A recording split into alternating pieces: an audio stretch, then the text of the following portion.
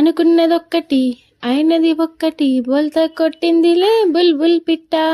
ఇంతకీ నువ్వేమనుకున్నావు, ఏమైంది, మొత్తానికి ఏం బోల్తా కొట్టిందని చెప్పేసి అనుకుంటున్నారా?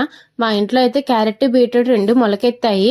సరే మొలకెత్తాయి కదా, ఒకసారి నాటి చూద్దాం ఏమైంది, చక్కగా మొక్కలు వస్తాయి కదా, మొక్కలు వస్తే మంచిదే కదా అని చెప్పి నాటుదామని కంపోస్ట్ మట్టి 2 రెడీగా ఉంచుకుని వీటిని తీసుకెళ్ళి అయితే నాటేశాను. నాటితే సరిపోతుందా, చక్కగా నీళ్ళు కూడా పోసి రోజు ఎలా గ్రో అవుతుందా అని చెప్పి కలారా చూసుకుని వచ్చేదాన్ని. చక్కగా గ్రో అవుతుంది కదా అనుకున్నాను.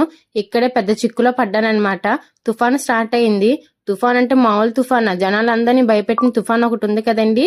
సో రీసెంట్ గా వచ్చింది కదా, ఆ తుఫాన్ కి అయితే నా మొక్కలు ఏమైపోతాయని చెప్పి కొంచెం పక్కకైతే పెట్టుకున్నాను.